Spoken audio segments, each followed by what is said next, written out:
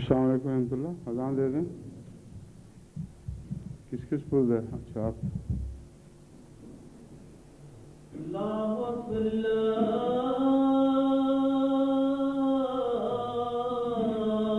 اکبر اللہ اکبر اللہ اکبر. اشہد ان لا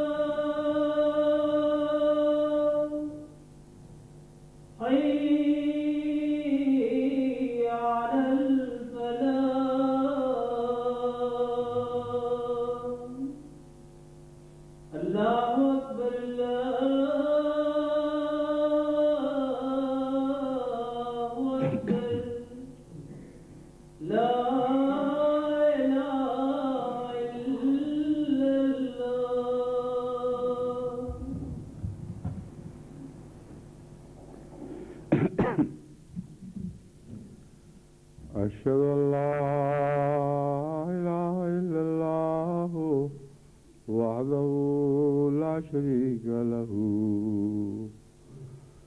وأشهد أن محمدا عبده ورسوله. أما بعد فأعوذ بالله من الشيطان الرجيم. بسم الله الرحمن الرحيم. الحمد لله رب العالمين الرحمن الرحيم مالك يوم الدين. إياك نعبد وإياك نستعين. اهدنا الصراط المستقيم صراط الذين أنعمت عليهم غير المغضوب عليهم ولا الضالين.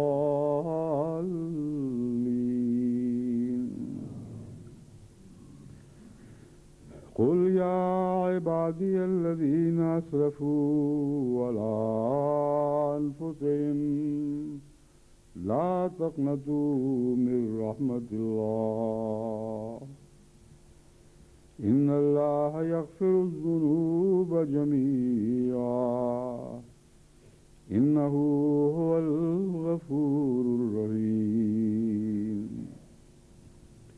وأنيبوا إلى ربكم وأسلموا له من قبل أن يأتيكم العذاب ثم لا تنصرون. یہ آیات کریمہ جو سورہ زمر کی 54 اور 55 آیتیں ہیں، ان کا ترجمہ پیش کرنے سے پہلے میں گزشتہ خطبے میں جو آیت تلاوت کی گئی تھی اس کے حوالے کی درستی کا اعلان کرنا چاہتا ہوں. وہ سورہ یونس کی آیت 25 تھی، لیکن لکھنے والے نے غلطی سے سورہ الرعد لکھ دیا تھا، تو میں نے بھی جو لکھا تھا وہی پڑھ کے سنا دیا. آیت تو وہی تھی مگر صرف سورت کا حوالہ تھا. سورت کا نمبر، آیت کا نمبر ہی وہی ہے. یعنی 25 نمبر، مگر رات کی بجائے اس کو یونس سمجھیں اب، یعنی جس نے بھی حوالہ دیکھنا ہو یونس میں سے حوالہ دیکھے گا وہ۔ یہ آیت جو میں نے تلاوت، یہ 2 آیتیں ہیں جو تلاوت کی ہیں، ان کا ترجمہ یہ ہے، قل یا عبادی الذین اسرفوا، تو ان سے کہہ دے کہ اے میرے بندو جنہوں نے اپنی جانوں پر ظلم کیا، اسرفوا علی انفسہم، اپنی جانوں کے مفاد کے خلاف اعمال کیے ہیں، یہ مراد ہے جانوں پر ظلم کیا ہے۔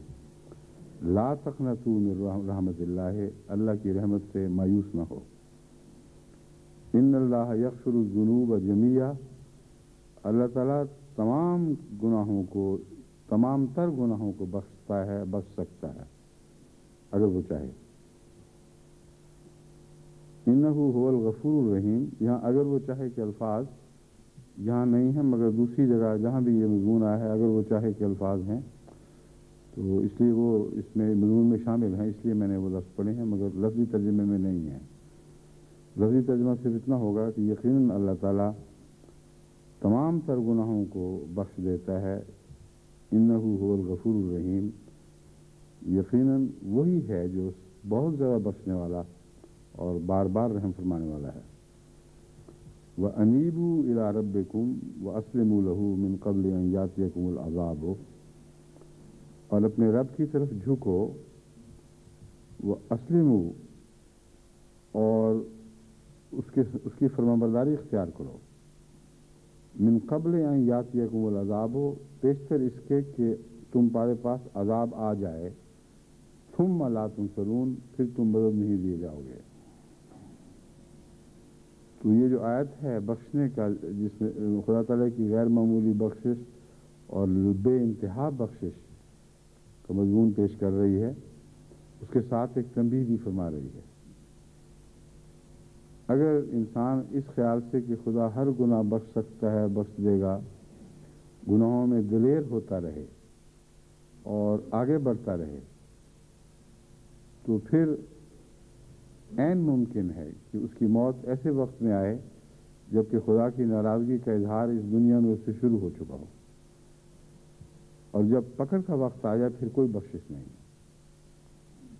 کبھی فرعون نے جب آخری ڈوبتے ہوئے کہ خدا معافی ایمان کا اقرار کیا، ایمان موسیٰ کے اور ہارون کے خدا پر ایمان لانے کا اقرار کیا اور بخشش مانگی، تو اللہ تعالیٰ فرماتا ہے الان، یعنی بچانے کا ذکر کیا کہ مجھے بچا لے، اب کون سا وقت ہے، اب تو پکڑ آ گئی۔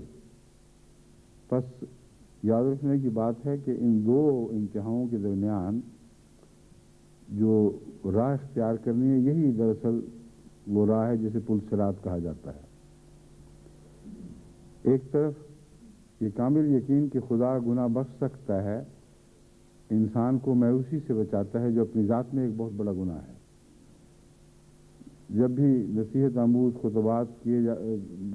خطبات دیتا ہوں تو بعض احمدیوں کی طرف سے دنیا کے مختلف ممالک سے بڑی سخت پریشانی کا اظہار آتا ہے کہ ہم تو فلاں چیز میں ڈوبے ہوئے ہیں، ہم نے اب کا بخشے جانا ہے۔ یعنی توجہ پیدا ہوتی ہے گناہوں سے توبہ کی، مگر سمجھتے ہیں کہ اب ہمارا بخشش کا زمانہ گزر چکا ہے۔ یہ اپنی ذات میں ایک کفر ہے اور خدا تعالیٰ کی عظمت شان کے خلاف ایک گستاخانہ مضمون ہے، جس کو حضرت مسیح علیہ السلام بدظنی کے طور پر بیان فرماتے ہیں کہ اپنے رب پر بدظنی نہ کرو۔ بندوں پر بدظنی بھی بڑا گناہ ہے، مگر رب پر بدظنی بہت ہی بڑا گناہ ہے۔ اور یہ جو بدظنی ہے یہ گناہوں سے باز آنے میں مدد نہیں دیتی، بلکہ گناہوں میں آگے بڑھا دیتی ہے۔ حضرت مسیح علیہ السلام کی جو عبارت میں نے اس مضمون کی تائید میں رکھی ہے وہ میں پڑھوں گا تو آپ کو سمجھ آ جائے گی کہ اگر یہ انسان مایوس ہو جائے کہ اب کچھ نہیں ہو سکتا، پھر اور گناہ کرتا ہے۔ چنانچہ ایک حدیث میں بھی آتا ہے کہ وہ شخص جس نے 99 قتل کیے تھے اور وہ جگہ جگہ پھرتا تھا یہ سوال لیے ہوئے کہ کیا میں بخشا جا سکتا ہوں اور کیسے بخشا جا سکتا ہوں، تو ہر طرف سے جب مایوسی ہوئی اور ایک بہت بڑے بزرگ جس پر اس کو توقع تھی کہ وہ تو ضرور میری صحیح رہنمائی کریں گے، انہوں نے کہا کہ نہیں، کوئی رستہ نہیں ہے۔ اس نے کہا پھر جہاں 99 وہاں 100 بھی ہو جائیں پورے، تو اسی کو قتل کر دیا۔ تو اب یہ دیکھیں کہ بعض دفعہ مایوسی گناہ کو بڑھانے میں مددگار ہو جاتی ہے اور انسان کو زیادہ ضرورت بخش دیتی ہے کہ اب جو کچھ ہو چکا پھر سب کچھ صحیح ہے۔ اور وہ لوگ جن کے مطلب قرآن کریم میں اللہ تعالیٰ فرماتا ہے احاطت بہی خطیت ہو، ایسا شخص جس کو اس کی برائی نے گھیرے میں لے لیا ہو، وہ ایسے ہی لوگ ہیں جو سمجھتے ہیں کہ اب تو ہم گھیرے میں آ چکے ہیں، اب بچ نکلنے کی کوئی راہ نہیں ہے، تو پھر پڑے رہو، اسی میں آگے بڑھتے رہو۔ اور اکثر گناہوں میں جو شدت اختیار ہوتی ہے وہ خدا کے فضل سے مایوسی کے نتیجے میں عطا ہوتی ہے۔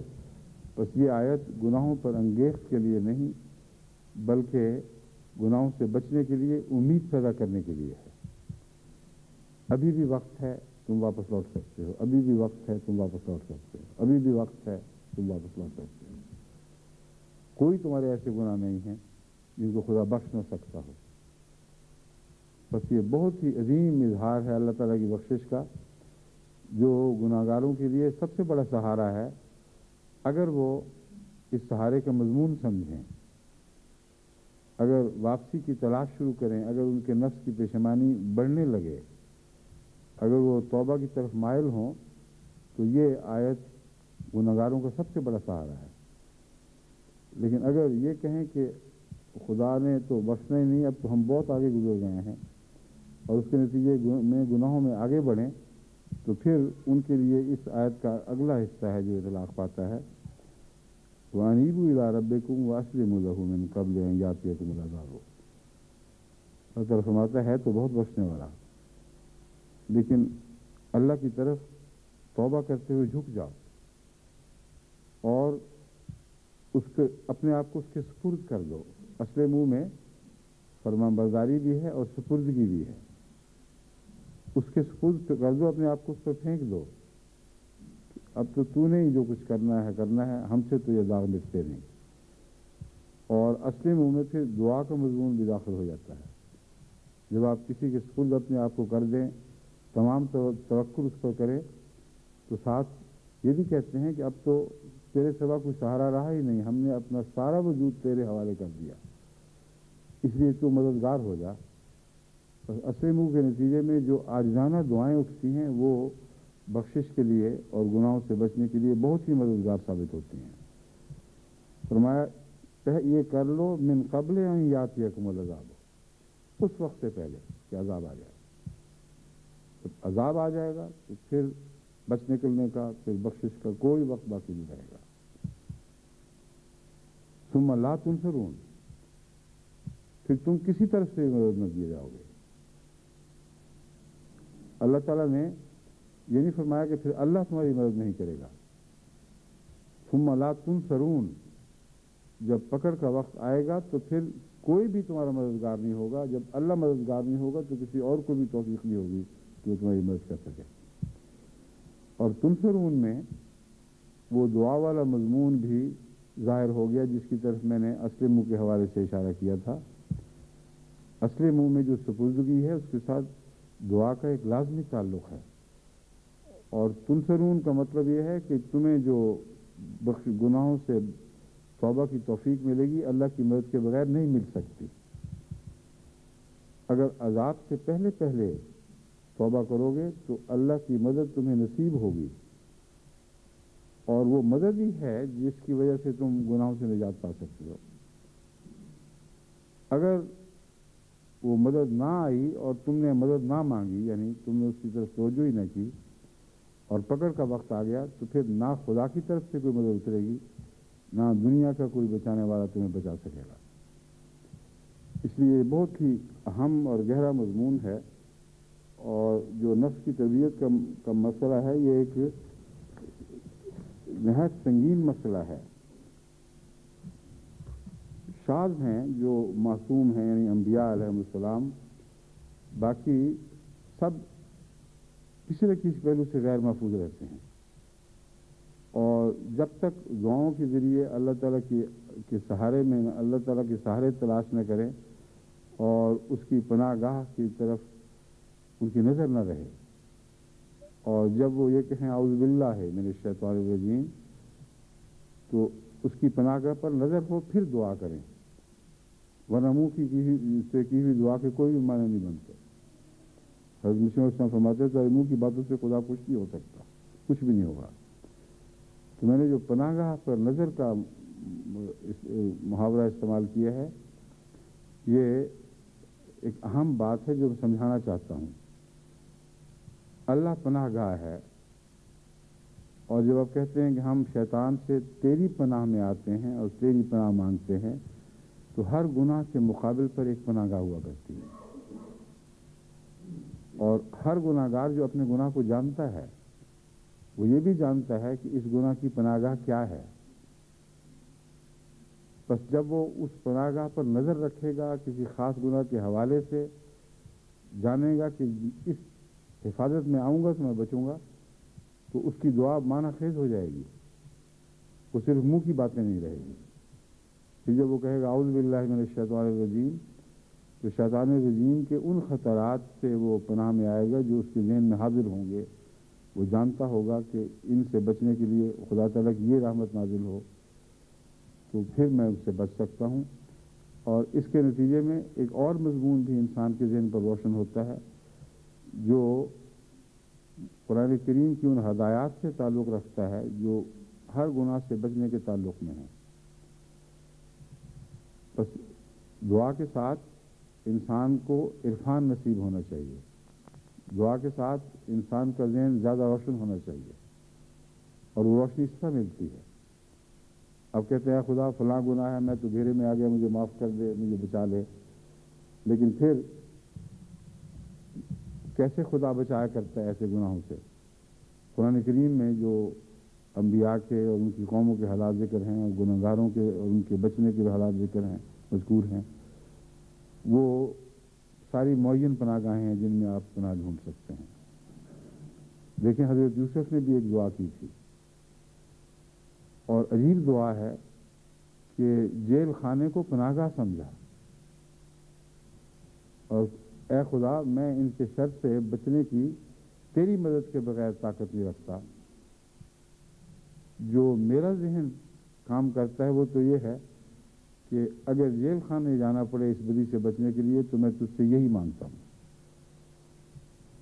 اب معلوم ہوتا ہے کہ ان عورتوں کا مکر اتنا شدید تھا اور ان کی جو دنیاوی کشش تھی وہ اتنا فتنہ پرداز تھی، اتنی فتنہ پرداز تھی کہ ایک نبی نے جب دعا مانگی ہے تو پناہ گاہ کا تصور سامنے رکھ کر دعا مانگی ہے۔ حضرت یوسف علیہ السلام کو اپنے تجربے سے معلوم ہو چکا تھا کہ ان شیطانوں سے بچ نکلنے کی نہ مجھ میں طاقت ہے اگر خدا مدد نہ کرے، اور نہ موجود ان حالات میں مجھے کوئی پناہ کا نظر آ رہی ہے سوائے اس کے کہ میں جیل میں چڑھ جاؤں۔ بس جیل سے بچنے کی دعا نہیں مانگی تھی، جب ان کے فتنے سے دعا مانگی کہ خدا ہمیں بچا لے، تو بعض لوگ اس کے بعد جب پڑھتے ہیں کہ اس کے باوجود جیل میں چلی گئیں اور فتنہ ناکام نہ ہوا، تو وہ فتنہ جیل بھیجنے کا فتنہ نہیں تھا، فتنہ جیل سے باہر رکھ کر گناہوں میں قید کرنے کا فتنہ تھا۔ اس قید پر جو گناہوں کی قید تھی آپ نے مادی قید کو ترجیح دی، اور اللہ تعالیٰ نے اس مضمون کی تائید فرما دی۔ اگر خدا تعالیٰ سمجھتا کہ اس نبی کو علم نہیں ہے، یہ دعا اس کو نہیں کرنی چاہیے تھی، تو اللہ تعالیٰ دوسرا مضمون سمجھا دیتا۔ اللہ تعالیٰ نے یہی فیصلہ فرمایا کہ ہاں جیل ہی میں جانا بہتر ہے، لیکن اس پناہ گاہ کے ساتھ جو اور بہت سی رحمتیں وابستہ تھیں وہ ساری عطا کر دیں۔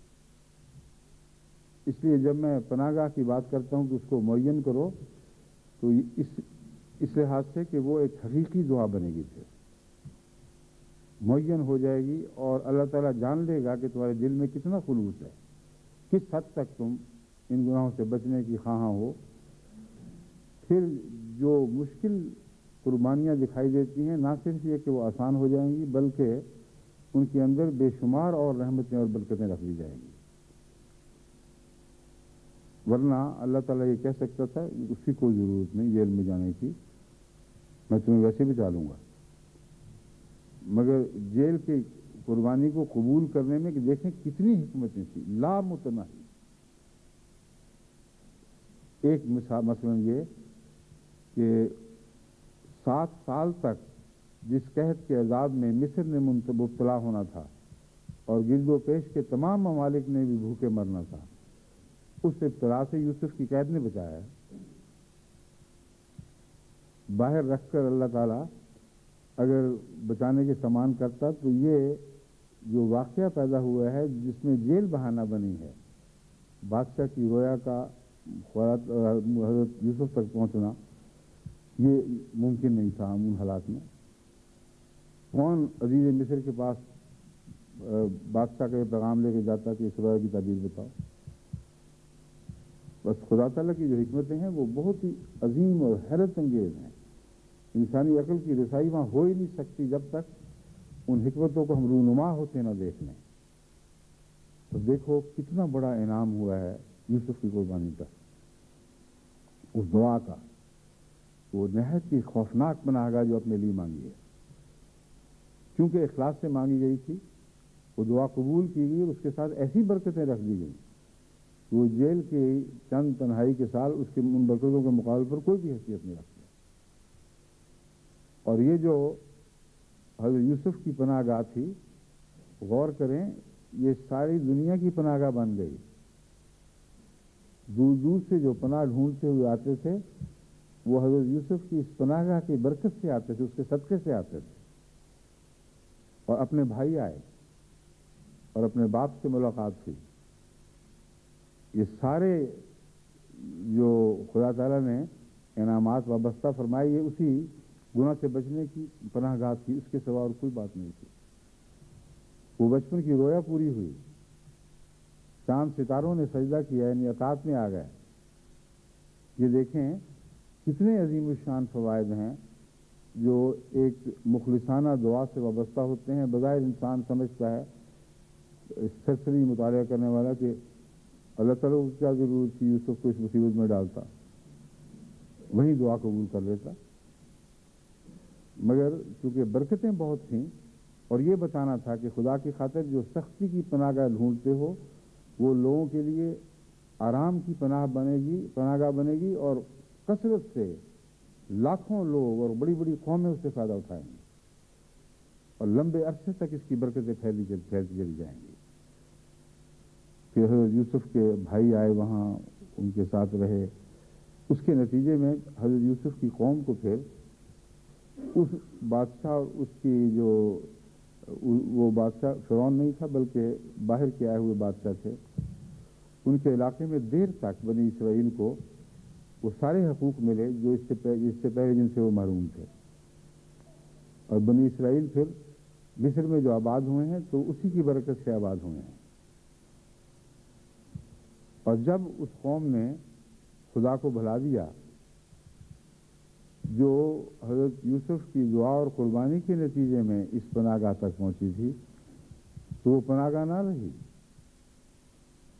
بلکہ اس پناہ گاہ سے پناہیں مانگنے لگے لوگ. حضرت موسیٰ علیہ السلام اور آپ کے ساتھیوں نے دعائیں کی کہ اے خدا ہمیں اس پناہ گاہ سے نجات بخش، ہمیں نکال دو اس سے. تو ایک وہ بھی ہے، اس پناہ گاہ سے رہائی نصیب ہوئی ہے جب اس کو لوگوں کے اپنے اعمال نے گندہ کر دیا تھا. تو قرآن کریم نے جو قصص بیان فرمائے ہیں وہ سلسلہ بسلسلہ گہری حکمتوں کے راز رکھتے ہیں اور وہ عقلوں کو روشن کرتے ہیں اور انسانی مذہبی تاریخ کو سمجھنے کی توفیق عطا کرتے ہیں. تو ان باتوں پر غور کرو. میں مضمون اس لیے کھول رہا ہوں کہ میں نے عمداً ایک لفظ استعمال کیا آپ کو سمجھانے کے لیے. اگر میں یہ باتیں نہ بتاتا تو آپ کو سمجھ نہ آتی کہ میں کیوں کہہ رہا ہوں کہ پناہ گاہ کو معین کرو. تم جانتے ہو کہ بعض گناہوں سے بچنے کی کیا راہ ہے جو تم اختیار کر سکتے تھے اگر تم سوچتے غور کرتے. تمہیں طاقت نہیں ہے. وہ راہ تو ہے، ہر انسان جانتا ہے اگر یہ ہو جائے تو پھر میں بچ سکتا ہوں. تو اس کو معین کرو اور پھر خدا سے یہ دعا مانگو کہ اے اللہ میں تیری پناہ میں آتا ہوں اس گناہ سے، اس کمزوری سے، اس لغزش سے، اس بد عادت سے، اس بدخلقی سے، اور میں جانتا ہوں کہ میرے بس میں نہیں کہ میں یہ حل کر سکوں، مگر میں جانتا ہوں کہ حل ہے کیا.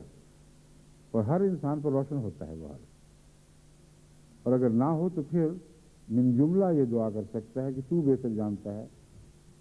مگر امر واقعہ یہ ہے کہ ہر گناہ گار، ہر کمزور، ہر مصیبت میں پھنسا ہوا انسان اس کے حل سے واقف ضرور ہوتا ہے کہ اگر یہ ہو تو پھر میں بچ سکتا ہوں. تو اسے معین رکھ کر پھر دعائیں کریں، پھر اللہ تعالیٰ آپ کی نصرت فرمائے گا. اور اس وقت سے پہلے جو اس کی پکڑ کا وقت ہے وہ ضرور آپ کو بچا لے گا. یہ وعدہ جو ہے پکڑ کا وقت، اس میں ایک ایسا لفظ ہے جو بڑے ہی ڈرانے والا لفظ ہے یا ڈرانے والا محاورہ ہے، کیونکہ ہمیں پتہ نہیں پکڑ کا وقت کب آ جاتا ہے. اس میں دو پیغام ہیں. ایک تو یہ کہ زیادہ دیر لٹکاؤ نہ بات کو، کیونکہ تمہارے اختیار میں نہیں ہے یہ فیصلہ کہ کب پکڑ کا وقت شروع ہوتا ہے. میں اس سے پہلے بچ جاؤں. بعض دفعہ لوگ دریاؤں میں بہتے ہیں جو بعد میں آبشاروں میں تبدیل ہو جایا کرتے ہیں. ان کو پتہ ہی نہیں ہوتا کہ آگے آبشار آنے والی ہے. اور جب وہ پانی تیز ہو جاتا ہے اور اس وقت محسوس ہوتا ہے کہ وہ تباہی کے دہانے پر کھڑے ہیں، اس وقت وہ وقت ہاتھ سے گزر چکا ہوتا ہے کہ جتنے مرضی چپو مارے ناممکن ہے کہ اس بہاؤ کی طاقت کے برخلاف چل سکیں. تو اچانک آتا ہے اور اس وقت تدبیر کا وقت گزر جاتا ہے. اسی طرح دنیا کے ابتلاؤں اور آزمائشوں اور گناہوں کا حال ہے کہ جب وہ وقت آئے گا تو پھر آپ کے بس میں نہیں ہوگا، آپ کے علم میں نہیں ہوگا کہ کب کیسے آنا ہے. اس لیے اس میں بھی اللہ تعالیٰ سے مدد مانگنے کی ضرورت ہے. اور اگر آپ کسی معین بچنے کی جگہ کا تصور باندھنے کے بعد پھر دعائیں کریں گے تو یہ سب سے بڑی ضمانت ہے اس بات کی کہ آپ اچانک نہ پکڑے جائیں گے. کیونکہ جو خلوص سے دعائیں مانگنے والا ہے اللہ تعالیٰ کبھی اس کو اچانک نہیں پکڑتا. اگر اس کی کمزوری لمبی ہو رہی ہے تو اس کو وہ مہلت دیتا ہے جس سے رفتہ رفتہ وہ کمزوری سے بچنے کرنے کی طاقت حاصل کر لیتا ہے. یہ جانتا ہے کہ کچھ نہ کچھ گناہوں کے کنارے بھرنے لگے ہیں، میں آگے نہیں بڑھ رہا، گناہوں سے پیچھے ہٹ رہا ہوں، میں مزید شکنجے میں نہیں آ رہا بلکہ کچھ نہ کچھ آزادی حاصل کر رہا ہوں. یہ کچھ نہ کچھ کا جو مضمون ہے یہ خدا کے غضب سے بچانے کے لحاظ سے بہت ہی اہمیت رکھتا ہے. اگر فوری طور پر آپ نجات نہ بھی حاصل کر سکتے ہوں، اگر کامل یقین کے ساتھ معین دعا کریں اور پھر اس کے لیے کوشش کریں تو اللہ تعالیٰ ایسے مخلص کو پکڑا نہیں کرتا یا اس کی مہلت کو کاٹ نہیں دیا کرتا جو واقعتاً اس کی طرف بڑھ رہا ہو. اور پھر وہ مضمون جو حضور اکرم صلی اللہ علیہ وآلہ وسلم نے کسی مقصد کے تعلق میں ہمیں سمجھایا ہے کہ پھر اگر وہ بدیوں سے بچ نہ بھی سکا ہو، اگر بچ رہا ہو اور اس حالت میں بھی جان نکل جائے تب بھی خدا تعالیٰ کی بخشش پہ غالب آ جائے گی. یہ وہ اللہ ہے، یہ وہ ہمارا رب ہے جس سے ہمارا معاملہ ہے، اور اس نے اس معاملے کی ساری راہیں کھول کھول کر آسان کر کے ہمیں سمجھا دی ہیں. اگر اس کے باوجود ہم ان سے استفادہ نہ کریں تو بہت بڑا نقصان ہے اور بہت بڑی حماقت ہے. بس ایک یہ بات ہے جس کو پیش نظر رکھنا چاہیے، اور دوسرے اس کے اور بھی پہلو ہیں جن پر حضرت مسیح موعود علیہ الصلوۃ والسلام نے روشنی ڈالی ہے. میں اب آپ کے الفاظ میں آپ کے سامنے رکھتا ہوں تاکہ آپ کو یہ سمجھ آئے کہ اس جد و جہد میں جو بہت ہی بڑا جہاد ہے نفس کا، اس میں ہمیں کیا کچھ کرنا چاہیے، کن چیزوں سے بچنا چاہیے. کیونکہ ہمارے سامنے ایک عالمی جہاد درپیش ہے، وہی ہے جو ہمیشہ مجھے پریشان رکھتا ہے اتنی بڑی قوموں کو ہم نے دعوتیں دے دی ہیں، اور خدا تعالیٰ بھی اس کثرت سے ہمیں وہ قومیں عطا فرما رہا ہے کہ اب ایک فوج کا سوال نہیں، فوج در فوج، آرمیز پر آرمیز آ رہے ہیں، اور ان کو سنبھالنا ہے۔ ان کو سنبھالیں گے کیسے؟ اگر اپنے کمزوریوں کا یہ حال ہو کہ ان سے تو ہم نپٹ نہیں سکتے، ان سے نجات نہیں حاصل کر سکتے، اگلوں کو کیسے بچائیں گے؟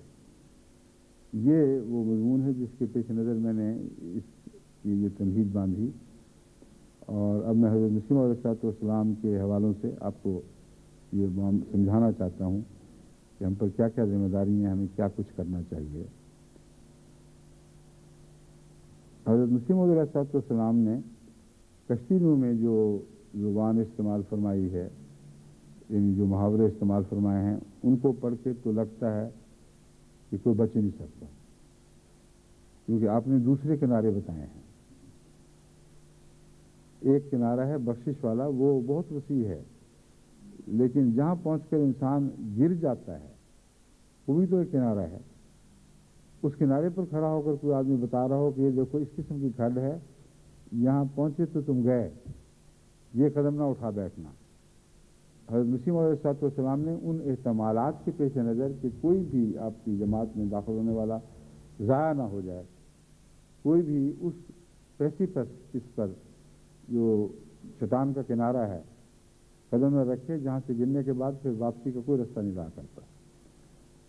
تو فرماتے ہیں یہ بھی میری جماعت میں بھی نہیں ہے، وہ بھی میری جماعت میں نہیں ہے، وہ بھی میری جماعت میں نہیں ہے۔ اور اس جماعت میں نہ ہونے والے کی جو کمزوریاں ظاہر کی ہیں ان کو پڑھتے ہوئے بعض دوست کہتے ہیں، مجھ سے ذکر بھی کیا کہ ہماری تو جان نکل جاتی ہے ڈر کے ہمارے جب کشتی میں اٹھاتے ہیں، پڑھی نہیں جاتی ہوں کہ ہر بات پہ لگتا ہے کہ ہم جماعت سے نکل گئے۔ کوئی بھی ایسی ہدایت نہیں ہے جس پہ ہم یقین سے کہہ سکیں کہ ہم حضرت مسیح موعود علیہ السلام کی جماعت میں داخل ہیں۔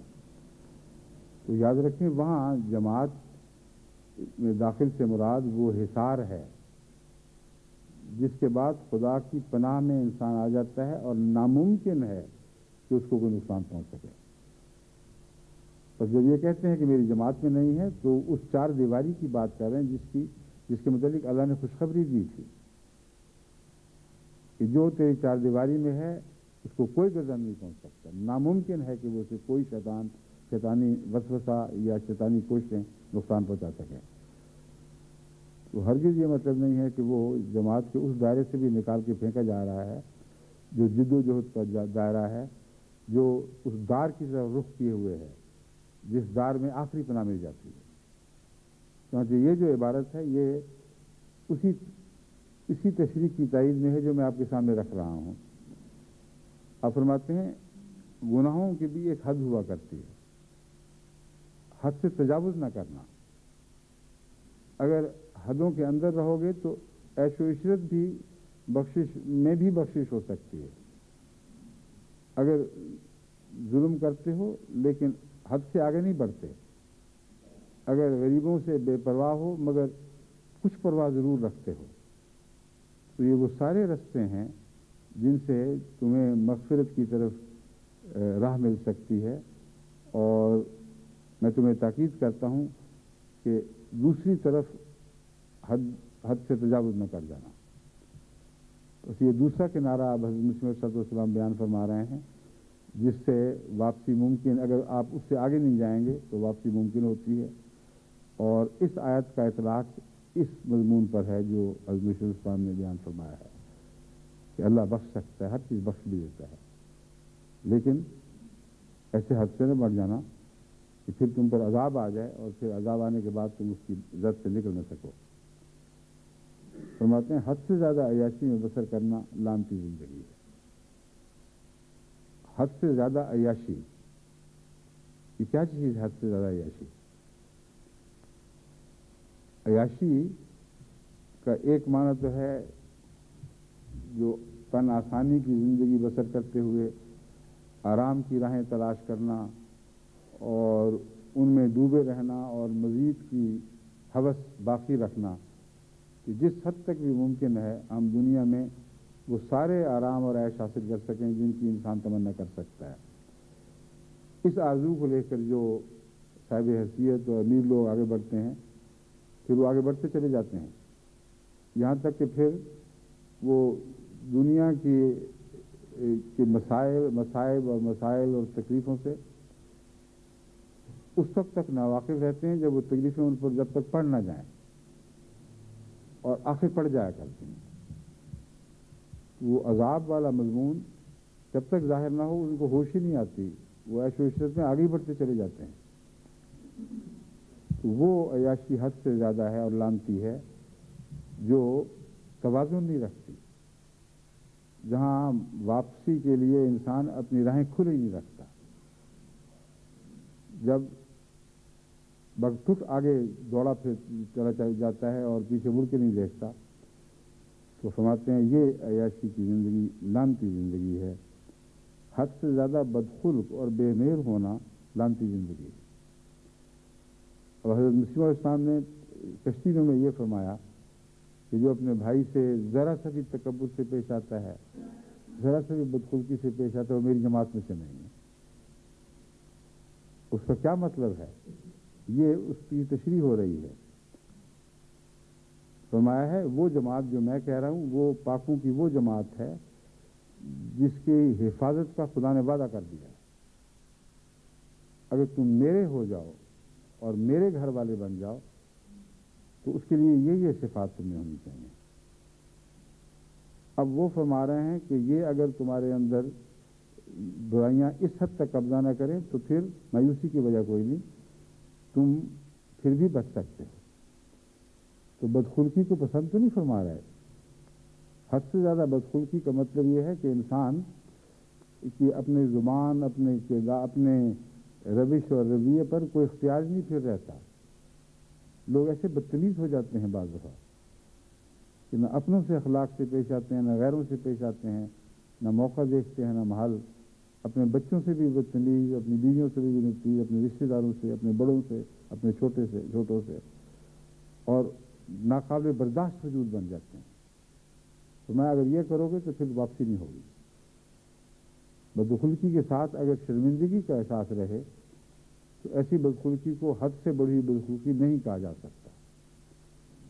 بعض بدخلق میں نے دیکھے ہیں بدخلقی سے پیش آتے ہیں اور بعد میں پھر رو کے معافیاں بھی مانگتے ہیں، اور بعض جلدی بعض ذرا دیر میں۔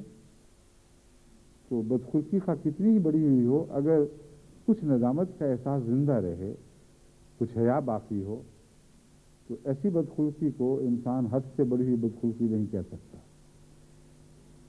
حضرت مسیح علیہ السلام نے تعریف فرما دی کہ حد سے بڑی ہوئی بدخلقی، الفاظ آپ کے ہیں، حد سے زیادہ بدخلقی اور بے مہر ہونا لانتی زندگی ہے۔ بے مہر ہونے سے مراد پھر یہ ہے کہ انسان کے دل میں جو خدا نے نرمی اور شفقت رکھی ہوتی ہے وہ اٹھ جاتی ہے، اور پھر دل ایسا سخت ہو جاتا ہے کہ پھر اس کو خدا تعالیٰ کی رحمت نازل نہیں ہوتی۔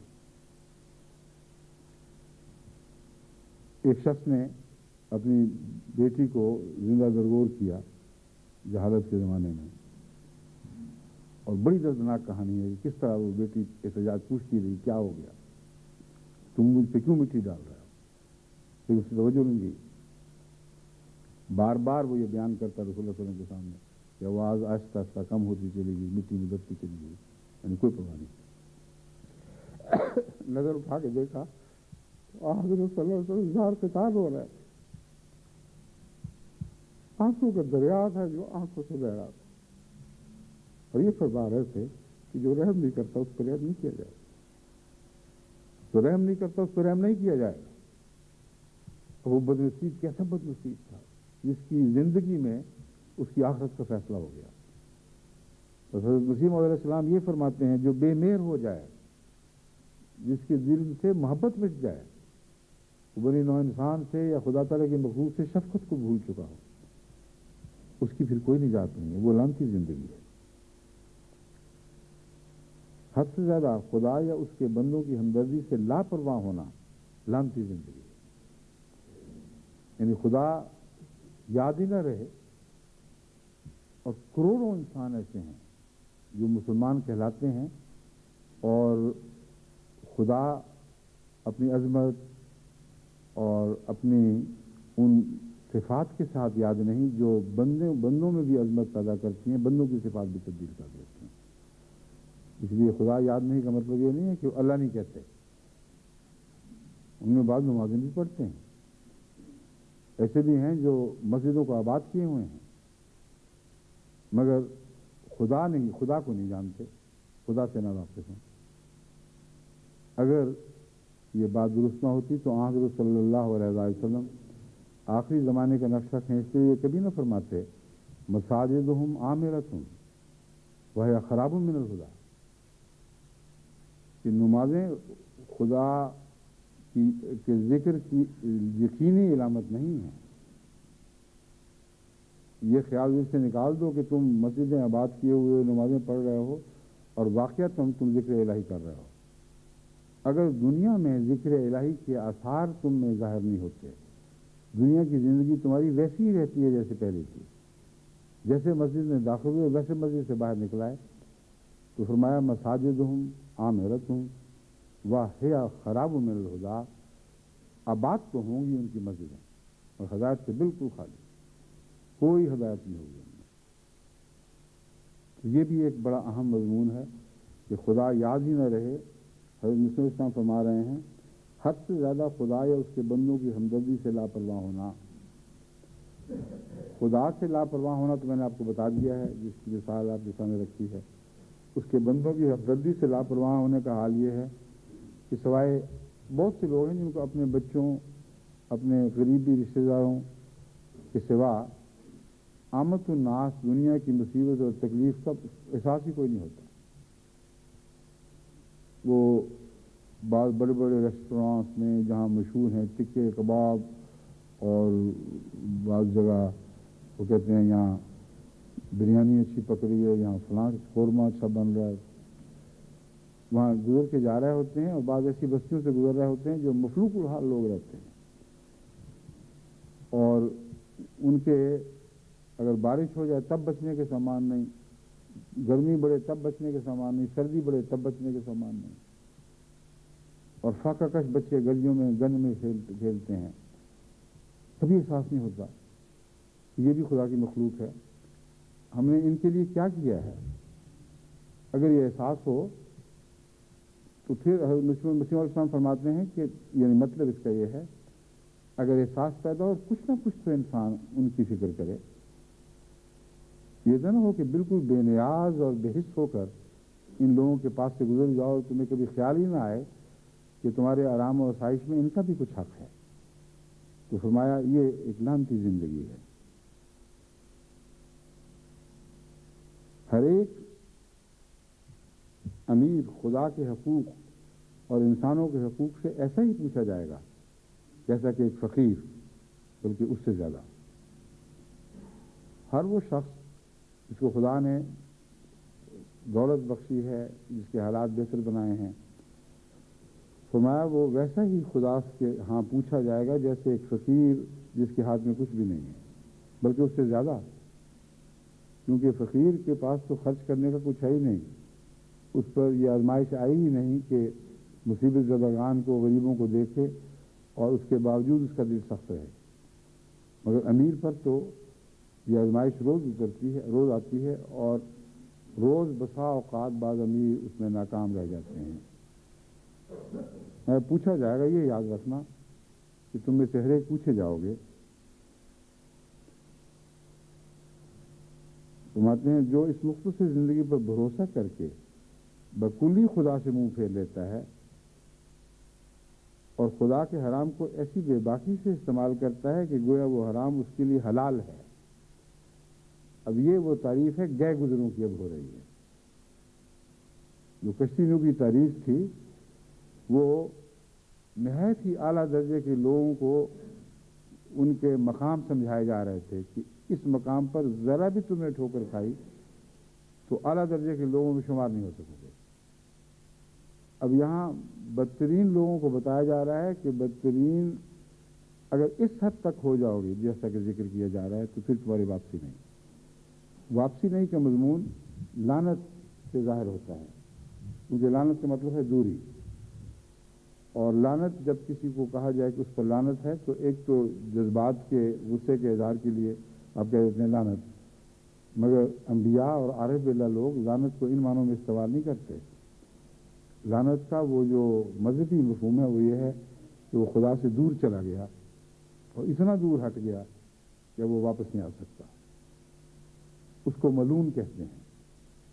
تو حضرت مسیح علیہ السلام لعنتی زندگی کہہ کر یہ بیان فرما رہے ہیں کہ ان چیزوں میں اگر تم حد سے تجاوز کر گئے تو یاد رکھنا خدا کی تقدیر میں تم لعنتی لکھے جاؤ گے اور پھر تمہاری واپسی کا کوئی امکان باقی نہیں رہے گا۔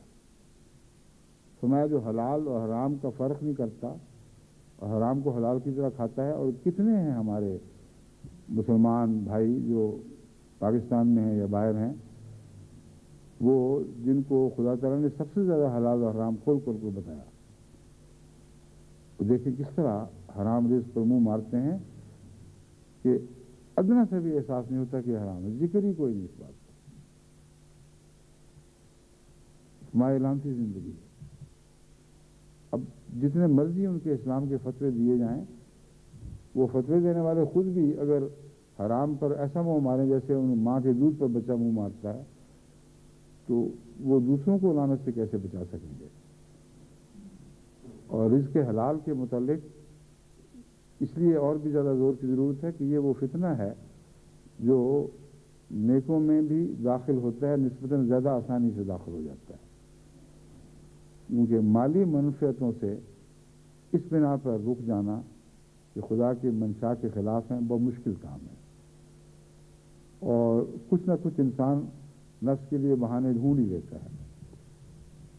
چنانچہ آج جو ہماری اردو کی سوال و جواب کی میز تھی اس میں ایک صاحب نے یہی سوال کیا کہ لوگ کہتے ہیں کہ ناممکن ہے کہ ہم تجارت کریں اور بے ایمانی نہ کریں، یعنی تجارت کرنا اور حرام کھانا ایک ہی چیز کے دو نام بن گئے ہیں، اس لیے آپ بتائیں اب ہم کیا کر سکتے ہیں؟ مجبور ہیں۔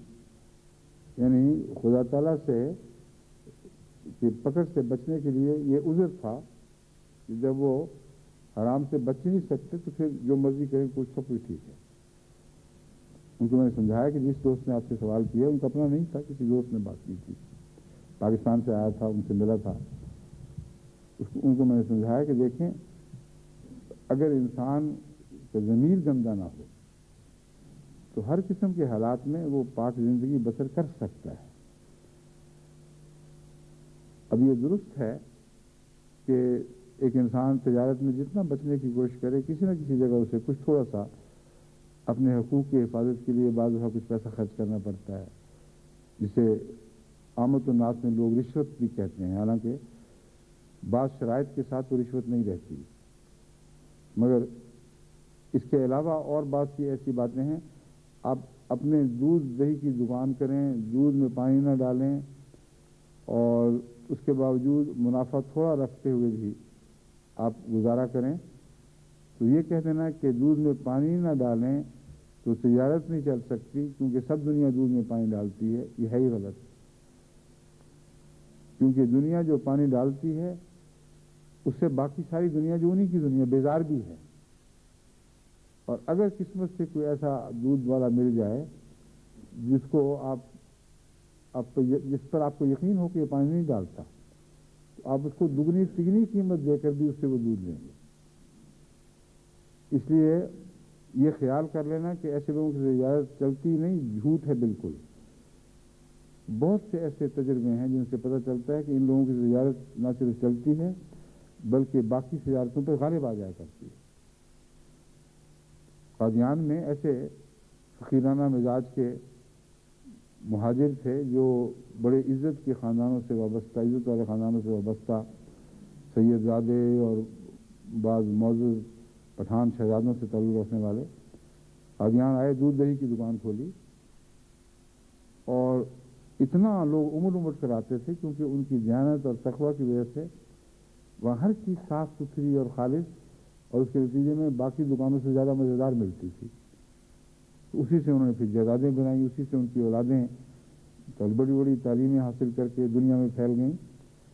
تو دو طریق سے اللہ تعالیٰ تقویٰ کی زندگی بسر کرنے والوں کی مدد فرماتا ہے۔ ایک تو یہ کہ اگر واقعتاً سچی دیانت ہو تو ایسی تجارتوں میں خدا برکت عطا فرما دیتا ہے، اور جو اس تجربے کو جانتے نہیں وہ دور بیٹھے ڈر کر ان باتوں سے ویسے ہی اعتراض کر جاتے ہیں، پیچھے ہٹ جاتے ہیں۔ اور دوسرا، آسمان سے لازماً برکتیں نازل ہوتی ہیں، ان کے اموال میں برکتیں پڑتی ہیں، ان کی زندگی کے حالات میں، ان کی اولاد میں، ان کی صلاحیتوں میں، اور ان کی دین سے وابستگی اور وفا میں برکتیں پڑتی ہیں، اور ایسے بچے پیچھے چھوڑ کے جاتے ہیں جو نسل بعد نسل دنیا میں بھی اعلیٰ ترقی حاصل کرتے ہیں اور دین میں بھی وہ آگے بڑھتے چلے جاتے ہیں۔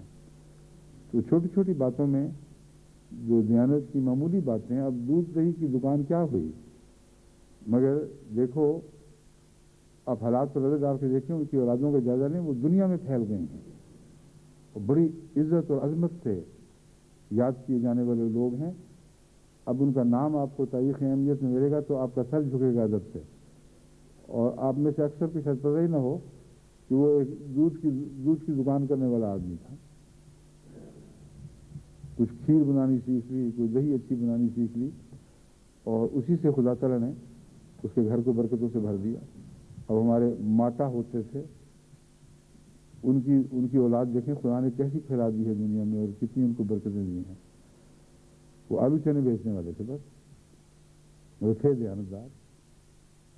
تو دیانت میں بہت سی برکتیں وابستہ ہیں جو فوری بعض دفعہ دکھائی نہیں دیتی، مگر ہوتی ضرور ہیں، اور یہ سفر اس لیے ضروری ہے کہ انفرادی طور پر برکتوں کی خاطر نہیں، خدا کی خاطر جب آپ دیانت اختیار کریں تو برکتیں ضرور ملتی ہیں، مگر اگر یہ نہیں کریں گے تو ساری قوم لازماً بددیانت ہو جائے گی، اور جو قومیں بددیانت ہو جائیں وہ ایک دوسرے کا خون پی رہی ہوتی ہیں، اور دنیا سے ان کی تجارتیں بے سود اور بے معنی ہو کے رہ جاتی ہیں، اور دنیا ان کو دھتکار دیتی ہے۔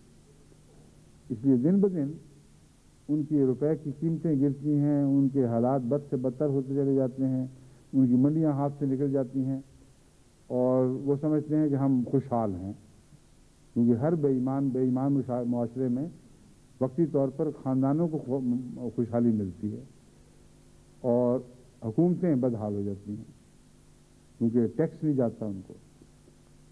اب ٹیکس کی بات وہاں چلی تھی اسی سوال جواب میں، تو میں نے ان سے کہا تھا کہ یہ میں جانتا ہوں کہ اگر انسان کتنی بھی دیانتداری اختیار کر لے، بعض ملکوں میں جب ٹیکس کی جگہ آئے گی تو وہاں ٹیکس والے مجبور کر دیں گے بددیانتی پر، اور بددیانتی پر مجبور کریں گے، اور ایسے حالات پیدا کر دیں گے کہ یا وہ اپنے جائز آمد سے بہت بڑھ کر ٹیکس ادا کرے اور تجارت کا ایک دم صفحہ ہو جائے، یا پھر بددیانتی میں ملوث ہو جائے۔ میں نے کہا اس سے بھی بچنے کی راہ ہے، کیونکہ ایسے لوگ جانتے ہیں کہ جب وہ ایک ٹیکس والے کو پیسے دیتے ہیں تو محض اس لیے نہیں دیتے کہ ان کا جائز ٹیکس لگے، وہ پھر اپنا جائز ٹیکس بھی بچاتے ہیں اور ناجائز فائدے اور بھی حاصل کر لیتے ہیں۔ تو انسان اگر تقوی سے چاہے بچنا تو بچ سکتا ہے۔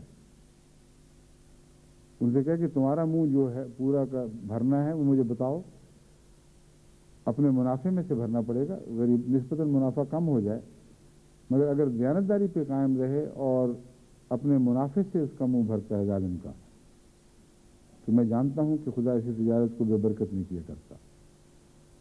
ہمیشہ اللہ تعالیٰ غیر معمولی حالات پیدا کر دیتا ہے اور ایسا تاجر بچ جاتا ہے اگر بچنے کی خواہش ہو۔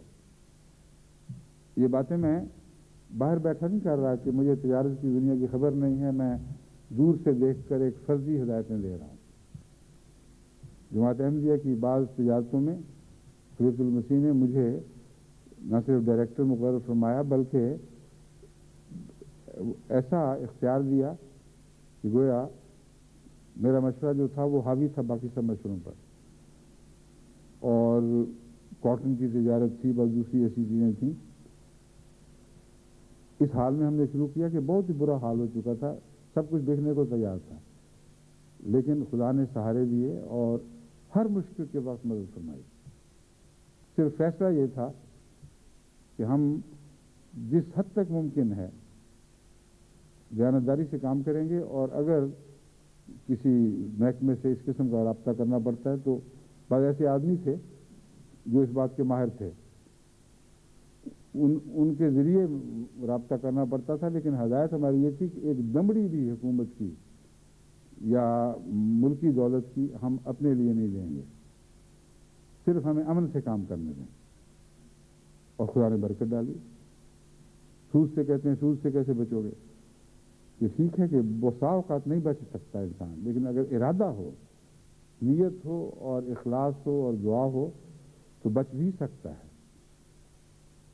ہمارے ایک کاروبار میں مسلم کمرشل بینک سے واسطہ تھا، اور کاٹن کے یعنی روئی کے کاروبار میں بہت بڑے قرضے اٹھانے پڑتے ہیں لازماً، اور ان قرضوں کے بغیر وہ کاروبار چل ہی نہیں سکتے، کیونکہ عام جو کارخانہ دار ہیں یا جن فیکٹریوں کے مالک ہیں ان کو اتنے سرمایہ تو ہوتے ہی نہیں کہ وہ بڑی قیمت دے کر وہ زمینداروں کو ان کی کاٹن کی قیمت پہلے ادا کر دیں. بہت سی مجبوریاں ہیں، قرضے لینے پڑتے ہیں. اب میرے دل پہ یہ بڑا گراں تھا اور میں نے دعا بھی کی. میں نے کہا اللہ میاں، ہم جماعت احمدیہ کی فیکٹری ہے، ہم نمونہ بننا چاہتے ہیں، ہمیں بچا اس مصیبت سے. اور ایک دوست کے تعارف سے مسلم کمرشل بینک کے جو جنرل مینیجر بلکہ پریزیڈنٹ تھے ان سے ملا، اور ان سے میں نے کہا کہ دیکھیں ہم اتنا لاکھ قرضہ آپ سے لینا چاہتے ہیں، لیکن سود نہیں دینا. اور وہ بہت ذہین آدمی تھے اور بڑے حوصلے والے انسان تھے، اور خدا نے واسطہ بھی ایسے شخص سے ڈالا جس میں طاقت تھی اس بات کو سننے اور سمجھنے کی. تو تھوڑا سا تجربہ کہتے ہیں اچھا آپ بتائیں کیا بات ہے. میں نے کہا ہمارا دین ہمیں اجازت نہیں دیتا اور تجارت مجبور کرتی ہے، لیکن ایک بات ہے کہ آپ کمرشل ادارے ہیں، آپ کا کاروبار ہی منافع پر ہے، اس کا مجھے احساس ہے، مگر یہ میں آپ سے وعدہ کرتا ہوں کہ جیسا کہ ہمیں ہمیشہ منافع ہوتا ہے، اگر منافع ہوا تو ہم آپ کو جتنا سود دیتے ہیں اس سے زیادہ پیسہ دیں گے، تو فتح شرط نہیں، کوئی اس کی نسبت تناسب مقرر نہیں کرنا. مجھے دیکھ کے انہوں نے کہا کہ ٹھیک ہے، منظور ہے. اور جس بینک کے آفیسر کی طرف انہوں نے حوالہ دیا جو ان سے نچلا بہت بڑے اونچے مقام کا افسر تھا، وہ حیران رہ گیا. اس نے کہا یہ کیسے ہو سکتا ہے؟ میں نے کہا ہو گیا، تم جا کے پوچھ لو.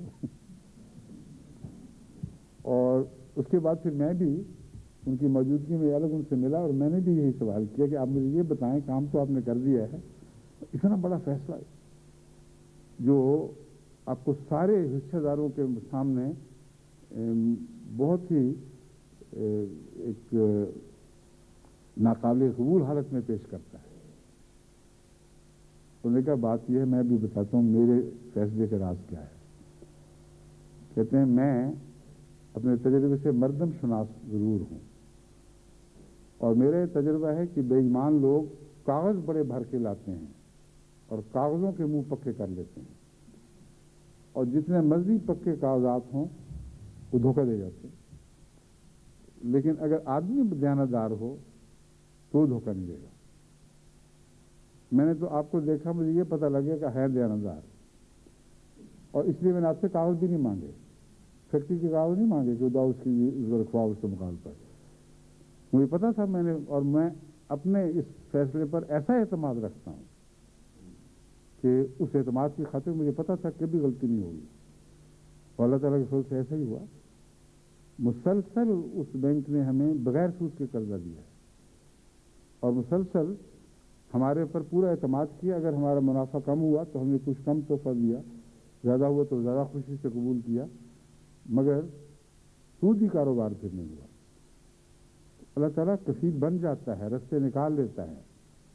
اس لیے یہ بہانے نہ بناؤ کہ ہم بددیانتی پہ مجبور ہیں. ہر احمدی مسلمان کو بددیانتی کے خلاف مستعد ہو جانا چاہیے۔ جو روزمرہ کے اپنے اموال میں بددیانتی نہیں کرے گا اس کے بھائی کو بھی پھر اس سے خطرہ نہیں ہوگا۔ آج جو بعض شکایتیں آتی ہیں اور بڑی بھاری تعداد شکایتوں کی وہ ہے جو مالی لین دین کی خرابی سے تعلق رکھتی ہیں، ان سے جماعت کو نجات ملے گی۔ اور اگر ایک انسان اپنے ذاتی معاملات میں جو عام تجارتی کاروبار ہیں ان میں دیانتداری کی طرف کے لیے محنت کرتا ہے تو نفسیاتی لحاظ سے اس کے لیے ناممکن ہے کہ ہیلے تراش کر کسی بھائی کے پیسے پر نظر رکھ کر اسے دھوکہ دینے کی کوشش کرے۔ تو اس اعلیٰ معیار تقویٰ پر قائم ہوں، جماعت کو بہت سے جھمیلوں سے نجات ملے گی، اور ایسی جماعت جو خدا کی خاطر تقویٰ پر اور دیانت پر قائم ہو اس کے اموال میں لازماً برکت دی جاتی ہے۔ آگے جو بڑے بڑے کام درپیش ہیں ان کے لیے آپ حیران ہو جائیں گے کس طرح خدا تعالیٰ اپنے غیب سے اپنی فضل سے روپے مہیا کرتا چلا جائے گا، جیسا کہ اب کر بھی رہا ہے، مگر اپنی دیانت کی حفاظت کرنی ہوگی۔ اللہ تعالیٰ ہمیں اس کی توفیق عطا فرمائے۔ باقی اقتباس اور باقی حوالے انشاءاللہ اگلے جمعے میں پیش کروں گا۔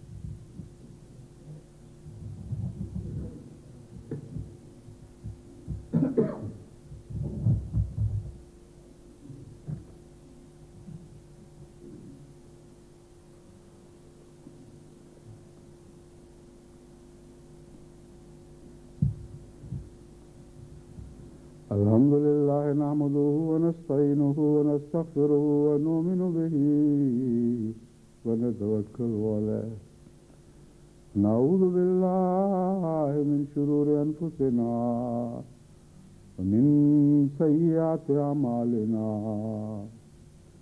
من يهده الله فلا مضل له ومن يضلله فلا هادي له، ونشهد أن لا إله إلا الله وحده لا شريك له، ونشهد أن محمدا عبده ورسوله، عباد الله رحمكم الله، إن الله يأمر بالعدل والإحسان وإيتاء ذي القربى وينهى عن الفحشاء والمنكر والبغي يعظكم لعلكم تذكرون،